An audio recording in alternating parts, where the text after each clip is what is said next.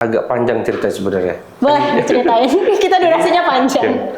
Jadi dari awal itu kan memang kita dari 2019 Desember ya. Desember 2019 itu fokusnya kolam renang. Oke. Dan kita sekarang ada 5 kolam renang. Tapi itu beda-beda tahunnya. Oh, berarti dari 5 itu bertahap ya? Iya, Oke. 2019 kita 1 kolam, nambah ke kolam kedua di 2021, kolam ketiga 2022, kolam keempat 2023, kolam kelima 2024. Oke. Nah, ini tadi kolam kelima itu yang Danau Toska. Keenam Danau Toska. Oh gitu.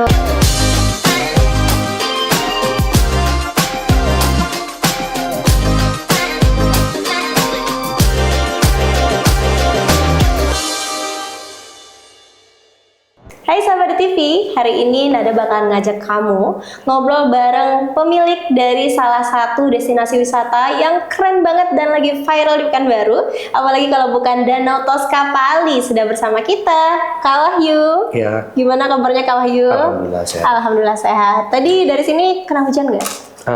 Gerimis aja. Gerimis ya, karena akhir-akhir ini juga cuaca parah ya, siang panas banget, terus sorenya Tiba-tiba hujan. Tiba-tiba hujan, iya bener. Dan alhamdulillah hari ini sehat ya. Alhamdulillah. Alhamdulillah, keluarga sehat. Sehat.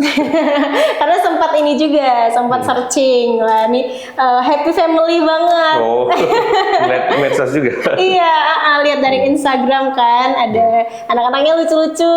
Alhamdulillah. Iya, alhamdulillah ya. Nah, hari ini sahabat di TV dan juga Kak Wahyu, kita bakal ngobrolin tentang Danau Toska Pali karena destinasi wisata ini lagi happening banget nih di Pekanbaru. Nah, sebenarnya kan kalau berdasarkan historis sejarahnya gitu ya, Danau Toska Pali ini awalnya adalah waterpark, fokusnya di waterpark saja ya Kak. Itu gimana akhirnya kemudian datang ide untuk wah sepertinya ini harus diekspand jadi danau dan bentuknya juga Danau Toska, itu dari mana kepikirannya Kak? Agak panjang cerita sebenarnya. Boleh diceritain, kita durasinya panjang. Jadi dari awal itu kan memang kita dari 2019 Desember ya. Desember 2019 itu fokusnya kolam renang. Oke. Dan kita sekarang ada 5 kolam renang. Tapi itu beda-beda tahunnya. Oh, berarti dari 5 itu bertahap ya? Iya, 2019 kita 1 kolam, nambah ke kolam kedua di 2021, kolam ketiga 2022, kolam keempat 2023, kolam kelima 2024. Oke. Nah, ini tadi kolam kelima itu yang Danau Toska. Keenam Danau Toska. Oh gitu. Jadi gimana ya? Awal mulanya itu di Agustus 2025. Jadi biasanya kan kalau di tempat wisata lah dari bulan Juli sampai November itu kita bisa sebut musim kemarau untuk wisata. Kenapa? Karena musim libur kan nggak ada lagi. Bener. Karena biasa kan di awal Januari, terus Idul Fitri sama pertengahan semester di bulan Juni. Jadi Juli sampai November itu musim kemaraunya wisata. Jadi pas itu ya mikir ini apa nggak bisa dimanfaatkan gitu. Karena memang ada juga danau di belakang itu. Kita buat apa ya gitu. Ada juga mikir sama tim kan. Pikirlah gimana kalau kita olah danau ini istilahnya terlihat lebih alami atau gimana gitu, biar lebih estetik. Itu di tanggal 23 Agustus tuh tercetusnya itu. Kita cari-cari gimana cara mengolahnya biar bisa jadi seperti itu. Dan 1 minggu setelah itu ketemu dan kita eksekusinya dalam 3 bulan berarti. Agustus, September, Oktober, 1 November kita buka. 2025 juga. 3 bulan eksekusinya. Begitu dapat langsung kita eksekusi tanpa mikir panjang gimana efeknya nanti. Dan alhamdulillah 1 November kita buka ya, hebohnya masih di medsos nih. Tapi pas kenyataan pas di lapangan itu belum rame lah. Ya, apa gagal ya. 1 minggu tuh yang kita juga punya kanal transparan itu kan. Iya benar-benar. Kanal transparan. Jadi ada cerita juga sebelum kita launching itu, kita buat konten, buat cerita pendek lah, 2 episode. Jadi istilahnya film itu menceritakan gimana sih danau itu bisa berubah gitu. Itu di situ juga udah ada kanal transparan. Jadi pas di lapangan pokoknya nggak ada kenaikan lah jumlah peningkatan pengunjung kan. Jadi gimana lagi ya? Kita coba buat postingan danau transparan itu pakai pengunjung yang ada. Kak mau nggak? Kita kasih gratis aja lah. Oh gitu. Gratis untuk jadi model kan. Betul. Model terus kebetulan saya yang ngapain operator drone-nya. Jadi operator drone langsung kita shoot lah gimana dari atas ke bawah segala macam. Dah kita upload ke IG dan TikTok. Alhamdulillah disitulah awal mulanya Danau Toska itu mulai viral. Mulai viral ya. Itu sekitar bulan apa tuh Kak kalau seingat Kakak mulai naik? 1 minggu setelah itu kan 1 minggu setelah itu kan saya baru mulai posting. Beberapa hari itu langsung. Jadi istilahnya di medsos tuh pada ngomong, Bang bagus nih. Tapi kalau nggak ada operator drone sama fotografer di sana, kami nggak mau datang. Iya, benar. Berarti ada permintaan ini kan. Langsung kita coba cari operator drone-nya sama fotografer. Dan kebetulan cuma dapat fotografer. Jadi ya saya lah langsung untuk operator drone-nya. Udah kita buka di medsos, kita istilahnya kanal transparan plus dokumentasi. Ada dokumentasi drone sama fotografer. Ya udah, itu asal mulanya.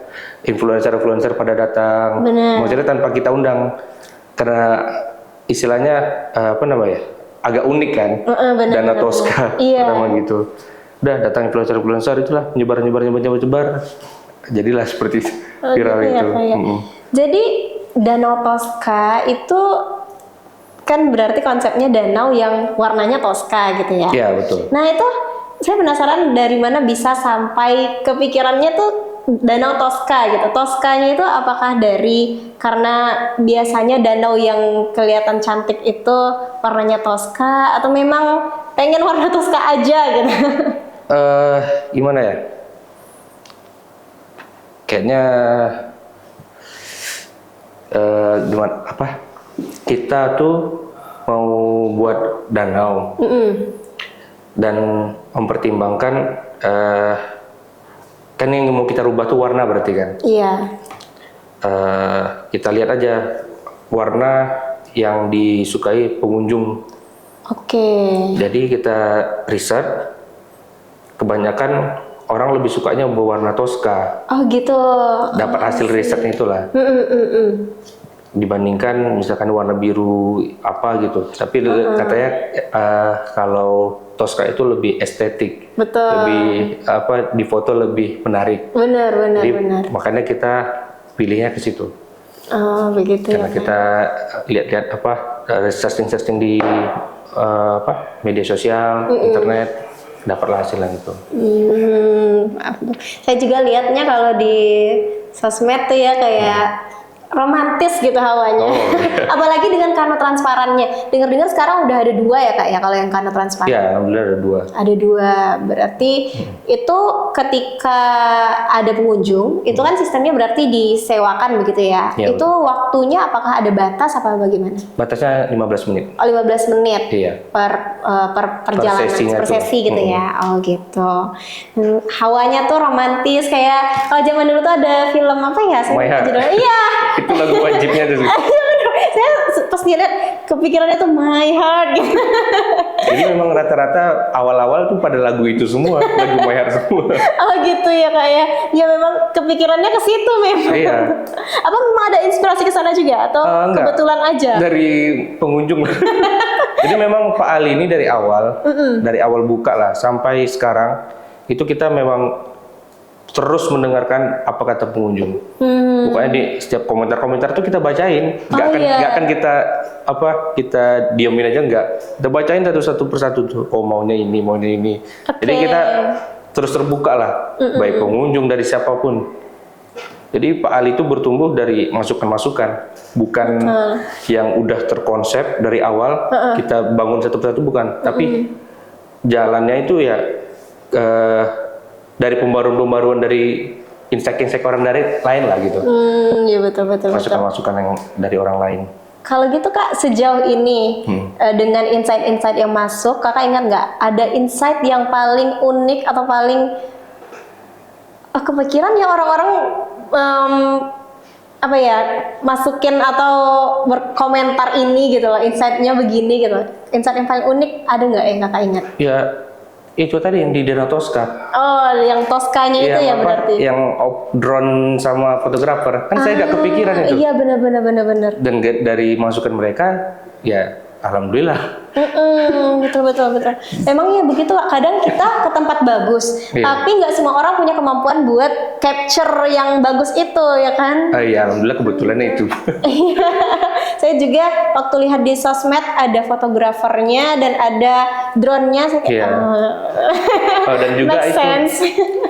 ada lagi pemanisnya di Danau Toska itu yang beda dari Apa tuh, Kak?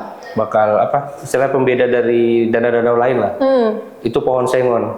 Oke. Ada kan lihat foto yang dari dekat pohon sengon itu? Benar. Itu kan istilahnya pohon itu miring itu. Itu kebetulan. Oh, itu kebetulan.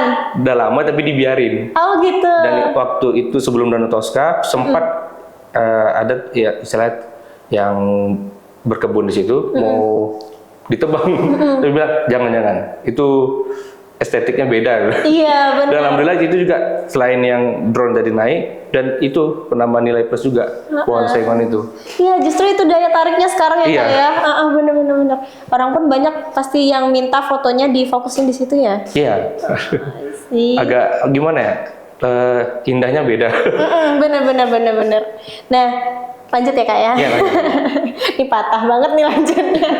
Nah, Danau Toska Pak Ali ini masih ngomongin nama nih Kak. Danau Toska Pak Ali. Kalau dari sosmed dan juga kalau berkunjung langsung, Pak Alinya itu panorama alam impian. Tapi kalau saya dengar-dengar itu ada asalnya sendiri nih Kak, namanya. Itu jadi, kalau boleh diceritain gimana? Nama orang tua saya. Oke, namanya Pak Ali gitu. Kalau pakai K baru orang tua saya, kalau nggak pakai panorama alam.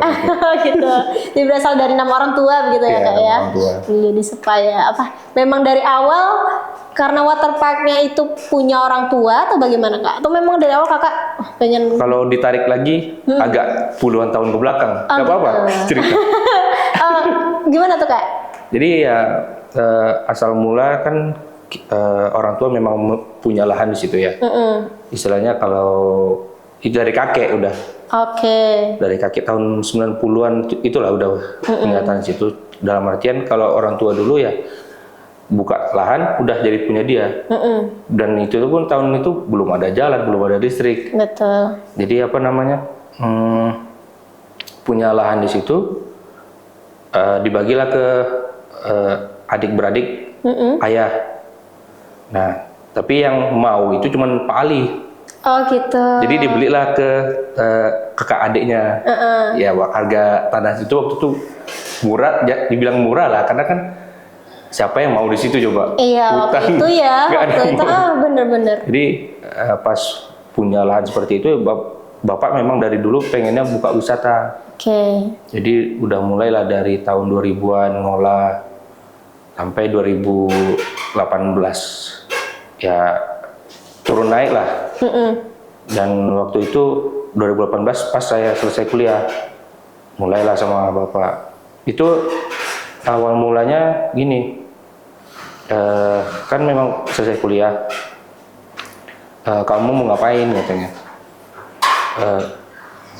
Kita buka usaha aja lah gitu. Buka usaha apa?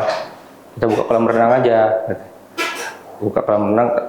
Dulu bapak juga mau buat kolam renang, tapi saya idenya gimana?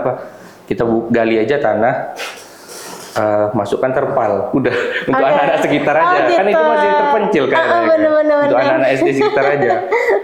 Bapak nggak setuju. Kita buat aja lah dari semen. Nah, itu asal mulanya kolam satu tuh. Jadi kolam satu pun yang jual tiket saya, yang bersihkan kolam renang saya, jaga kaki saya. Pokoknya masih sendirian lah. Nah, itulah awal mulanya. Berarti dari awal memang sudah terjun langsung ya Kak ya? Alhamdulillah ya. Oh, keren. Tapi saya dengar-dengar lah, ini saya banyak dengar-dengar dari luar soalnya. Saya dengar-dengar. Danau Toska Pak Ali ini ada kaitannya dengan ramalan yang pernah kakak dengar sebelumnya. Oh. Ini boleh diceritain atau mau secret aja atau rahasia aja gimana? Terserah. Apa namanya, koneksi terkait ya nggak tahu juga kan. Kalau yang dia ngomong itu gitu, cuman yang pembeda dari kita tuh ya ada hewan langkanya.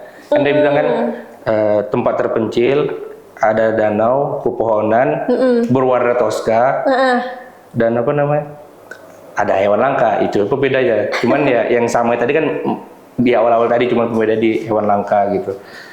Ya katanya bakal viral. Oh gitu. Karena viralnya juga bahkan mancanegara katanya. Ya, tapi kan kita nggak mungkin mempercaya itu kan. Hanya netizen juga yang mengaitkan. Ada juga gitu. yang Dari netizen. Iya. Awalnya. Pas itu kita nggak tahu apa ini Danau Toska Pak Ali gitu. Jadi kita pun tahu ramalan itu dari komentar netizen. Orang yang mention kita gitu. Ya kalau mereka bilang itu ya kita aminkan aja. Iya benar-benar. Seru ya. Tapi tadi katanya bakal ada hewan langka. Nah, dengar-dengar lagi. Ini masih terkait hewan nih Kak. Katanya bakalan pengen expand ke mini zoo juga. Itu gimana? Oh iya, insya Allah kita memang bakal expand ke mini zoo itu. Tapi di area yang bukan sekarang lah. Ada tambahan lagi nanti.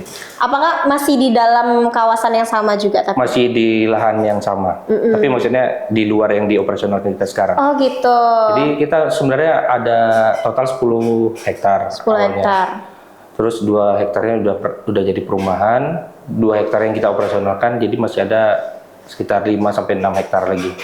Itu yang bakal kita kembangkan. Tapi ya masih sesuai filosofi Pak Ali lah, perlahan. Betul. Pelan-pelan. Iya.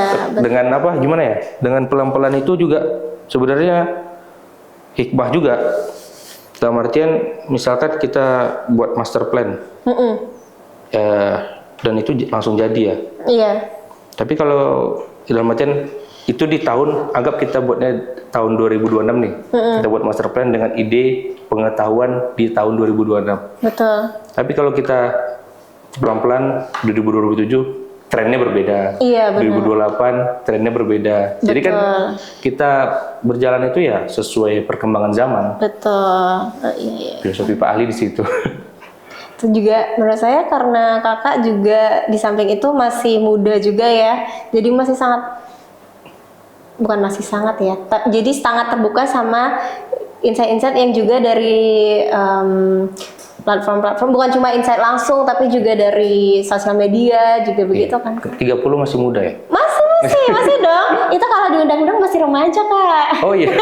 16 sampai 35 kan? Oh iya. masih ada 5 tahun lagi jadi remaja. Oke, kita lanjutkan ke yang paling baru nih Kak, tentang Anugerah Pesona Indonesia 2026 dan alhamdulillahnya kerennya nih sahabat di TV juga, Danau Toska Pak Ali masuk ke nominasi Destinasi Kreatif. Iya. Anugerah Pesona Indonesia 2026. Itu bisa diceritain nggak Kak, gimana awalnya bisa masuk ke nominasi, kemudian apa perasaan kakak pertama kali ketika tahu Danau Toska masuk ke nominasinya? Jadi gimana ya? Awal mula kita membuka waterpark.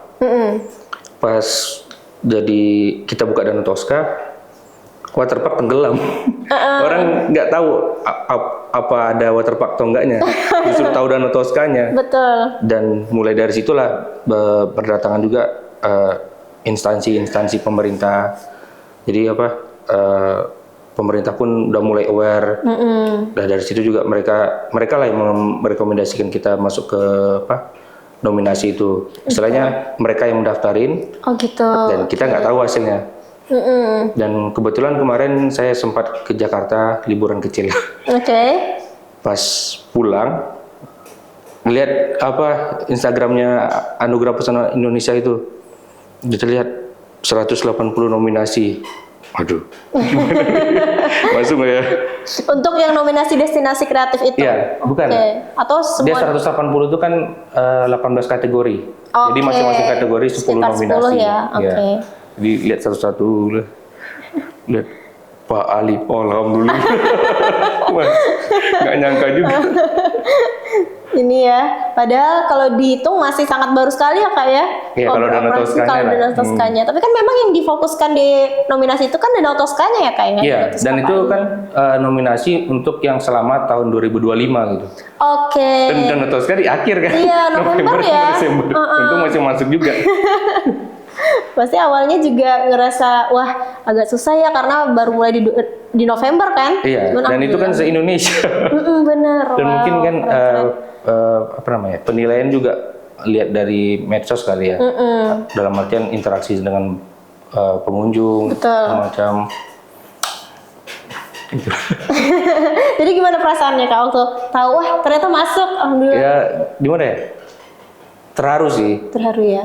Istilahnya kan dari awal berjuang satu kolam loh, nggak akan pernah nyangka sampai sejauh ini. Betul. Hanya satu kolam, saya yang vakum segala macam. Ya, nggak nyangka dah. Masih berasa ya kak perasaan. Nggak pernah terpikir malah bakal dapat, istilahnya dapat sorotan media, dapat penghargaan dan segala macam. Udah jalanin aja. Oke baik. Nah karena kakak juga ikut memulai dari awal. Tadi kakak cerita juga yang bersihin kolamnya kakak, yang nungguin tempat tiketnya iya. kakak juga. Berarti kan memang terjun langsung ya. Iya. Nah kalau misalnya ngomongin background, secara akademik nih kalau lebih khususnya, apakah kakak memang orang yang berkecimpung atau backgroundnya itu di bisnis atau bagaimana itu? Saat Jadi- kuliah apakah memang ambil bisnis? Dari SMA sebenarnya Oke. udah menetapkan nggak mau kerja Oke. dan nggak mau kerja dan ngambil jurusan kuliah itu emang sengaja agak jauh dari zona nyaman. Oke. Sebenarnya juga kemarin udah keterima di budidaya ikan di Unri, Oke. udah terima. Cuman ada juga diterima di kampus Surya University di Tangerang, Banten. Dan rasanya pengennya belajar keluar itu lebih kayak pengen membangun mindset sama wawasan aja. Betul. Istilah kalau masih di Pekanbaru ya masih zona nyaman lah kan, masih di kota yang sama. Dan alhamdulillah di Surya itu saya ngambil agribisnis. Oke. Masih ada lah bisnis. Masih ya. Walaupun agribisnis itu utamanya tuh bisnis pertanian. Pertanian itu kan baik perkebunan, perikanan segala macam. Tapi setidaknya ada ilmu bisnisnya juga. Dan memang sejak awal sudah tertarik dunia bisnis secara pribadi gitu. Iya, memang nggak, istilahnya udah doktrin diri sendiri, nggak mau kerja, mau buka lapangan kerja. Oh iya benar. Keren.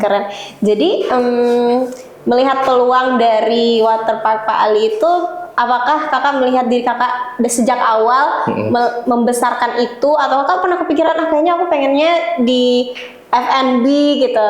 Apakah sejak awal tuh udah kepikiran membesarkan atau memperluas Waterpark Pak Ali? Jadi memang kenapa agribisnis itu?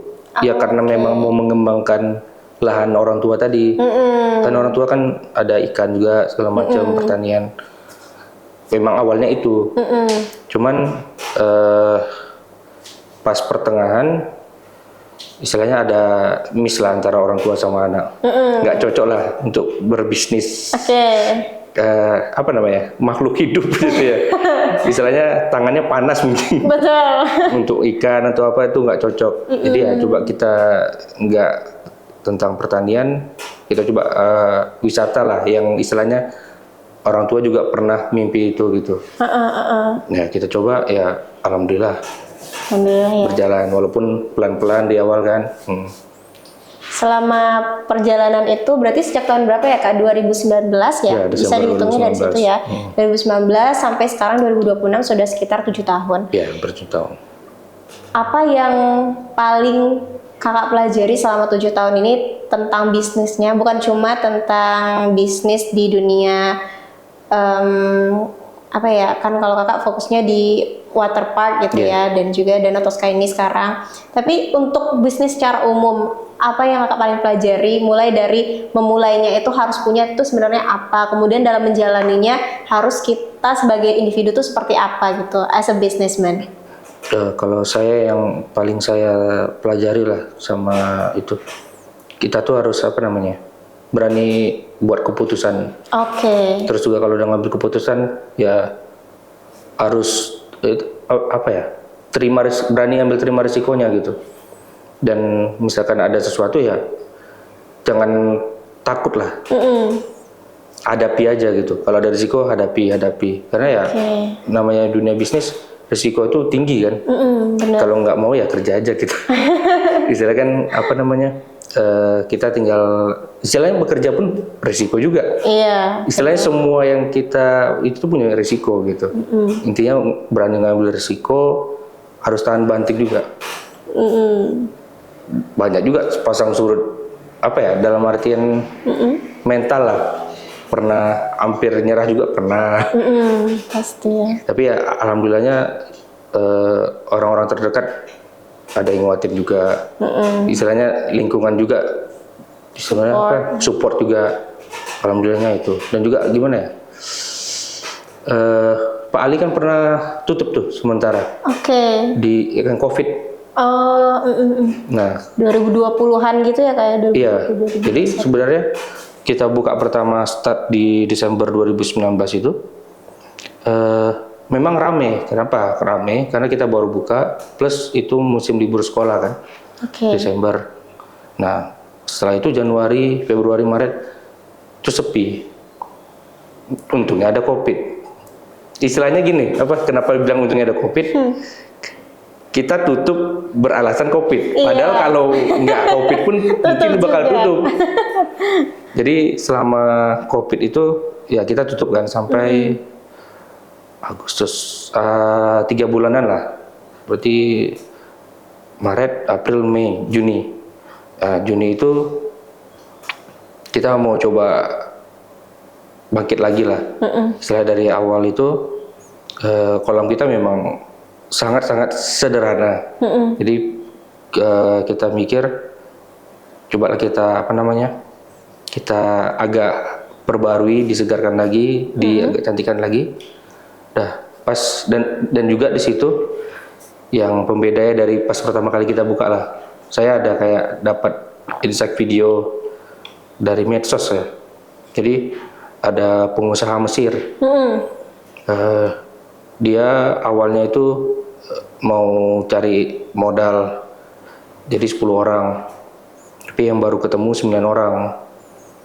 Nah jadi karena nggak ketemu istilahnya investor yang 10-nya atau pemodal yang 10, ditetapkanlah yang ke-10 itu siapa? Allah. Jadi istilahnya mereka pembelian saham itu 10%-nya untuk Allah, 90%-nya bagi mereka gitu. Jadi awalnya segitu, lama-kelamaan saham Allah itu sampai 100%.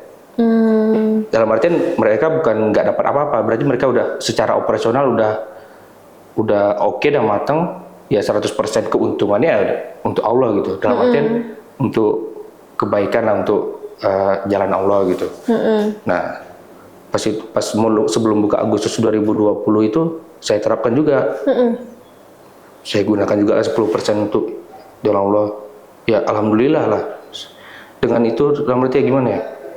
Ini maksudnya bukan bilang saya Islami atau apa ya, tapi maksudnya apa yang saya bilang nih ya mana tahu untuk jadi inspirasi juga untuk yang lain kan. Ya kita kayak merasa terbantu semenjak Agustus itu. Semuanya kayak ya jalan, ketemu ini gitu loh. Ada aja celah-celah yang gitu. Kita nggak sangka-sangka sebelumnya bisa datang dari situ gitu ya Kak ya. Iya, dan saya rasa juga sebagai saya pribadi kayaknya nggak mungkin. Kalau hasilnya apa? Dengan usaha sendiri kayaknya nggak akan mungkin. Pasti kita harus ya, kalau saya sebagai umat muslim ya bergantung lah dan pasrah aja sama Allah gitu. Betul. Itu sih menurut saya juga salah satu faktor besar. Apalagi kalaupun kita nggak berbicara tentang apa ya Kak, dari segi agamanya, kadang kalau kita, karena kan uang itu berputar ya Kak ya, jadi kalau uang kita putar terus, jadi apa ya, circle-nya tuh berjalan gitu. Kalau kita kalau kita nggak ngomongin agama gitu, nggak ngomongin agama. Nah, kalau tadi Kakak tadi kan aku tanya tentang gimana apa yang paling kakak pelajari selama berbisnis gitu. Yeah. Cuman aku penasaran nih kak, kalau komunikasi, nah kalau Gen Z itu ya kak ya, problemnya kadang kita tuh suka jelek di komunikasi karena kakak tau gak sih kadang kita suka nggak ngangkat telepon gitu. Kalau Gen Z tuh begitu punya problemnya tuh begitu gitu, malas ngangkat telepon, mending chat gitu. Tapi akhir-akhir ini aku merasa kayak komunikasi itu penting banget, terutama kalau kita mau lebih luas lagi di bidang yang kita tekuni. Kalau kakak selama ini menjalani usaha ini gimana? Seberapa penting komunikasi di dalam punya usaha atau melembarkan usaha? Sangat wajib. Punya komunikasi. Dalam artian gimana ya? Di dalam bisnis itu kita harus gimana ya? Untuk membesarkan bisnis itu nggak mungkin kita sendirian kan? Betul. Tentu kita bakal mencari orang lain untuk membantu tugas-tugas kita. Kalau kita nggak bisa berkomunikasi, gimana cara kita meminta mereka untuk mengerjakan sesuatu gitu? Kalau kita nggak bisa berkomunikasi, dan misalkan kita juga ada sebuah tujuan atau kepentingan, gimana cara kita menyampaikan kepentingan itu kalau kita nggak komunikasi sama orang-orang sekitar kita? Jadi komunikasi juga ya penting lah. Dalam artian gimana ya? Kita punya 5 orang tim dalam tim kita. Kita mau nyampe ini, kita setiap nyampaikan ke mereka, bahasa kita pun beda-beda. Kita harus ngerti, ini orang seperti apa, macam. Karena kalau misalkan kita pakai bahasa yang sama, mungkin cuma satu yang jalan. Betul. Gimana caranya supaya mereka itu punya tujuan kita yang sama gitu. Dengan istilahnya kalau kata orang seni lah kan. Iya betul, seni berkomunikasi. Dan untuk itu tuh sepertinya yang paling utama kayaknya butuh empati kayaknya. Benar. Yang paling yang bisa membuat kita mengerti orang lah. Betul. Ini orangnya kayak gini nih. Kita ngomongnya gini. Atau ngomongnya agak tegas gitu. Iya. Kayak gitu sih. Penting sebenarnya empati. Iya penting kali untuk komunikasi dengan baik sama orang. Untuk selanjutnya nih kak, kalau bagian favorit kakak selama melaksanakan usaha ini apa gitu, kayak misalnya kakak paling suka fakta bahwa kakak bisa memberikan yang terbaik buat pengunjung, atau apa yang satisfy kakak gitu? Jadi setiap hari itu pasti saya lihat review Google, review medsos. Karena di tagline kita pun sendiri kan, Panorama Ali Memimpin Pak Ali, kebahagiaan Anda, tujuan kami. Betul. Jadi memang itu yang saya cari. Jadi kalau dapat bintang 5 gini-gini, alhamdulillah gini. Itu pantengin terus gitu. Tapi kalau ada bintang 1, langsung ke tim nih apa nih. Pokoknya memang kita pantengin terus review-review dari pengunjung lah. Terlebih lagi pas Danau Toska lah, itu momennya juga terasa kali lah, karena di November sampai Februari itu saya sendiri ngedrone dari pagi sampai sore, bertemu dengan pengunjung yang beragam-ragam backgroundnya. Betul. Seru lah. Ngarahin mereka untuk naik kanonya kiri kanan, gayung kiri segala macam gitu. Sebenarnya di situ tuh bukan passion saya. Karena jujur saya sendiri introvert. Gitu ya. Iya. Tapi gimana ya? Kan banyak juga Gen Z bilang saya introvert jadi nggak bisa komunikasi segala macam. Cuman ya mau nggak mau ya harus keluar nampilin diri. Betul. Tapi ya nggak usah dalam artian berubah jati diri gitu loh. Ya tetap aja jadi ya kalau misalkan kita memang slow ya tampilkan aja slow gitu. Betul. Jadi itu dari pagi sampai sore, malamnya ngapain? Ngirimin file drone-nya. Memastikan lagi. Jadi pagi sampai malam, gitu. Ya, seru lah. Dan alhamdulillah di Maret inilah kita udah ada operator drone-nya. Jadi dia nggak pernah ngedrone. Sesekali lah ngedrone kalau misalkan ada ada freelance kita yang nggak masuk. Oke.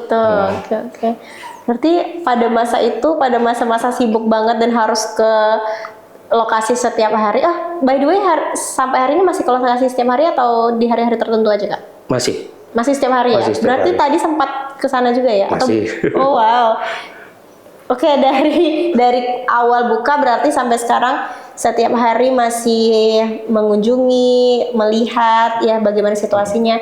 Kan tadi kakak sempat mention kakak introvert. Tuh pernah nggak? Aduh capek banget gitu Oh, kak. pasti pernah. Capek banget bukan dalam artian fisik ya kak, tapi kan tahu kan beda rasanya ya. Baterai sosialnya. Iya, pernah nggak kak? Pernah sih kayak, capek banget nih gitu. Ya, sebagai introvert pasti banget ya? pasti. Istilahnya harus, apalagi kan harus ngapain ke tim, Iya harus ke benar-benar. pengunjung. Ya, tapi ya mau nggak mau itu tadi harus tahan banting kan. Jadi gimana kak ininya, healnya, mengisi lagi dayanya? Kalau kakak cara pribadinya gimana? Langsung ke rumah lagi, menyendiri. Ke rumah lagi istirahat ya kayak? Iya, lihat-lihat medsos. Medsos kan diam aja tuh kan, sambil ngeliatin apa review-review pengunjung, komentar. Oh gitu ya. Yang penting nggak ngomong dan diajak ngomong lagi ya gitu ya? Tapi nggak saya bilang ke orangnya. Jelas istilahnya apa? Kayak isolasi diri dulu lah. Oke. Dan itu orang rumah udah ngerti nggak kakak butuh ada waktu isolasi diri gitu? Ngerti. Oke, kita lanjutin ya kak. Masih tentang bisnisnya. Untuk sekarang di industri, kita bisa bilang industri pariwisata gitu ya. Yeah. Itu tantangan terbesarnya, terutama di daerah Pekanbaru, itu apa kak? Karena kan kalau bisa dibilang Pekanbaru nggak punya terlalu banyak tempat wisata. Tentu dengan pola itu pasti tantangannya berbeda dengan tempat yang banyak tempat pariwisata. Kalau sekarang apa tantangan terbesarnya? Tantangan besar ya cuaca kayaknya. Panas. Betul, panasnya panas banget. Iya, Hujannya juga hujan. orang nggak mau kan naik kano kalau hujan Iya, ya. nggak bisa naik kano. Oke. Cuaca, apa lagi ya? Minat pengunjung pada saat-saat tertentu harus kita baca juga kan. Itu paling. Makanya kemarin sempat saya lihat di sosmed ada kolaborasi sama brand sunscreen ya. Oh iya. Nah, saya lihatnya kenapa ya sama ini sekarang terjawab ya. Karena panas. Karena Dan panas. dalam artian, alhamdulillah brand itu datang ke kita. Oh, gitu. Kita memang pengen juga cari kan, dia datang sendiri. Oh gitu. Dan warna brandnya warna Tosca juga kan. Iya benar. Masih satu ton ya, masih Iya, satu satu ton. vibe gitu ya. Oke, baik. Untuk nih menjelang pertanyaan terakhir nih kak. Tapi sebelum itu mau nanya dulu, ada nggak kejadian paling unik selama 7 tahun mengurus dan manage Danau Tosca dan Waterpark ini? Kejadian paling unik yang sampai hari ini masih kakak kayak, kenapa ya bisa begitu gitu? Atau masih lucu atau masih aneh sampai hari ini? Banyak tiga pengunjung sih. Oh iya, pasti ya. Tapi nggak bisa disebutkan. Nggak bisa disebutkan ya. Oke, tapi yang aneh tapi paling banyak terjadi gitu deh. Aneh paling banyak terjadi. Aneh tapi banyak terjadi, apa ada yang minta diskon apa bagaimana gitu. Nah itu udah lumrah ya. Oh itu lumrah ya? Kalau apalagi apa namanya ibu-ibu. Tapi ya kita jawab aja. Ya diskonnya kalau minimal segini bu. Oh gitu. Dan anak-anak pun kalau di bawah 19 aja gratis kok gitu. Oh gitu. Kalau ini kak, kan pasti kalau Danau Tosca kan vibes-nya romantis ya. Iya. Jadi banyak yang datang rata-rata couple gitu ya. Paling banyak Ada gitu. nggak yang paling sweet gitu? Apa kejadiannya yang pernah kalian lihat langsung gitu? Nggak ada ya? Itu apa? Atau pernah ada yang propose di tengah-tengah Danau Tosca? Yang mau merit itu apa namanya?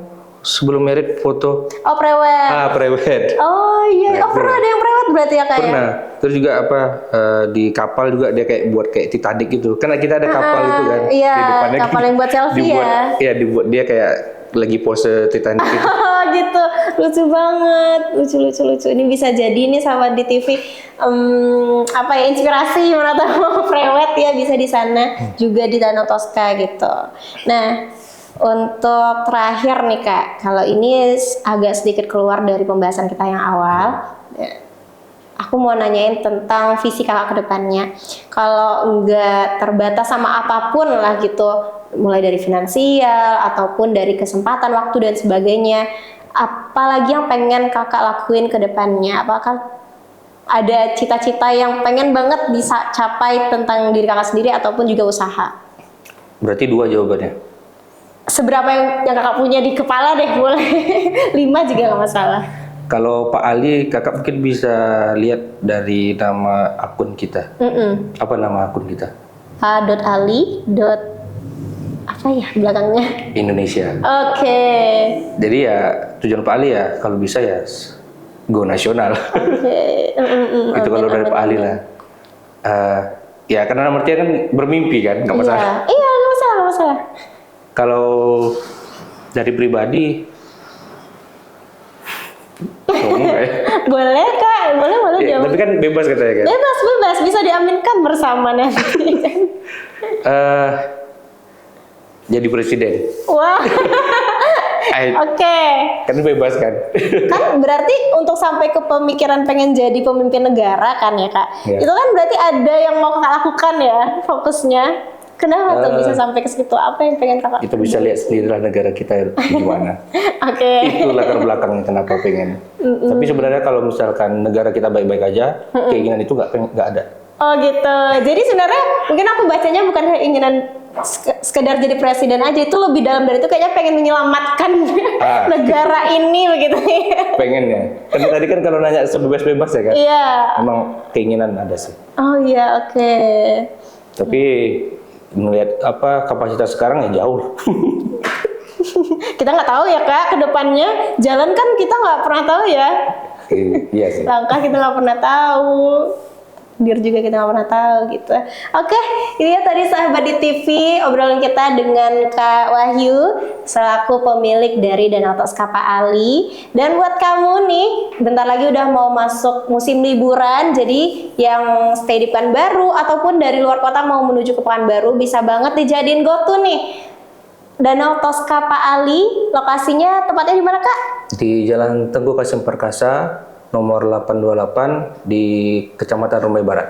Nah, itu dia sih sahabat di TV. Bisa banget kamu kunjungi langsung dan rasain langsung vibes romantis dari Danau Toskapa Ali. Baik, terima kasih kakak sudah hadir di podcast kita siang hari ini. Semoga Danau Toskapa Ali lancar terus, bisa go nasional, bahkan berdasarkan ramalan bisa go internasional. Oke, kita doakan aja bersama bisa sampai internasional, amin ya rabbal alamin. Dan juga untuk yang terdekat nih API Awards ya, bisa memberikan hasil yang terbaik tentunya kita berdoa. Mohon dukungannya. Amin. Oh iya, bisa vote juga ya kak ya? Iya, nanti mulai 1 Mei nanti. Bisa vote langsung ke Instagramnya API 2026 ya? Iya. Nah gitu sahabat di TV. Baik, terima kasih kakak, terima kasih waktunya. Dan sahabat di TV, kita bakal ketemu lagi di episode selanjutnya.